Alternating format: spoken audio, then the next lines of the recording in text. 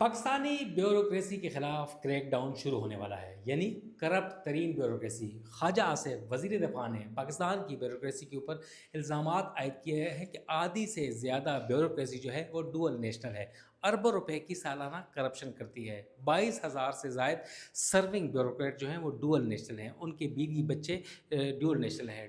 North امریکہ اور European countries میں ان کے اربوں روپے کے اثاثہ جات ہیں۔